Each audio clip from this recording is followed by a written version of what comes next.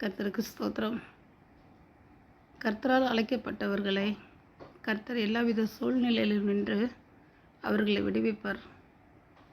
அது தண்ணீரானாலும் சரி, அக்கினி ஆனாலும் சரி, அது அவர்களை ஒன்றும் செய்யாது. இதுவரை நடத்தி குறைவின்றி காத்து மகிழ்வை தந்தீரே நன்றி ஐயா. இதுவரை நடத்தி குறைவின்றி காத்து மகிழ்வை தந்தீரே நன்றி ஐயா. தண்ணீரை கடந்தேன், சோதனை ஜெயித்தேன், மதிலை தாண்டினேன் உம்பேலத்தால்.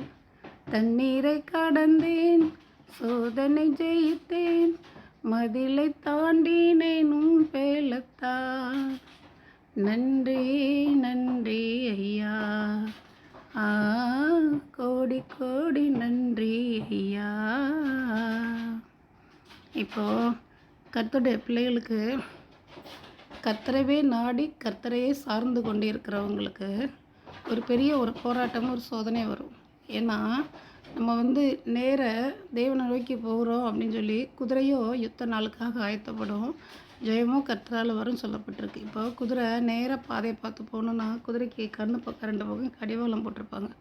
அப்போ அது அப்படி போகும் பொழுது நமக்கு ஜெயம் உண்டாகுன்னு கர்த்தர் சொல்கிறார். அது மாதிரி கர்த்தருடைய பிள்ளைங்க தனக்குத்தானே சிலுவையை எடுத்துக்கிட்டு கர்த்தரோட பின்னால் பாடுகளோடு நம்ம போகும் பொழுது நமக்கு உண்டான சுயம், நான் அப்படிங்கிற சுயம் உடையணும் அப்படின்னு நம்ம தேவன் விரும்புகிறாரு. நமக்கும் ஒரு நன்மை வேணும்னா நாமளும் அதாவது கஷ்டத்திலே, நிந்தனையிலே, அவமானத்திலே நம்மளையே நாமே சிலுவையில் அடிக்கிறதுக்கு ஒப்பு கொடுக்கணும். அதாவது நம்மளோட சுயத்தை உடைச்சி எல்லாமே நீங்கள் தான் ஆண்டவரே, எனக்கு உங்களை தவிர வேறு யாருமே இல்லை, என்னால் என்னை பார்த்துக்க முடியாது, அப்போ எனக்கு உங்களை விட்டு எனக்கு வேறு ஆள் இல்லை அப்படின்னு சொல்லி தேவனோடு நம்ம முழுமையாக ஐக்கியமாகும் பொழுது ஒரு சிறு காரியமானாலும் ஒரு பெரிய காரியமானாலும் ஒவ்வொரு நிமிஷமும் நம்மளை விடாது சிறு பிள்ளையை நடத்துறது போல் நமக்கு புத்தி சொல்லி நமக்கு தெளிவு உண்டாக்கி நம்மளை கரம் பிடிச்சு அவர் நடத்திட்டு போவார். அப்போது சுயத்தை நாம் துளைத்தமானால், நம்மளது சுயம் சாம்பலாக்கப்பட்டால் நாம் கர்த்தரால் விடுவிக்கப்படுவோம். அப்படி விடுதலை ஆகும் பொழுது தேவன் நமக்கு இறங்குகிற தகப்பனாய் நின்று நம்மளை காக்கிற வல்லவராக இருக்கிறார்.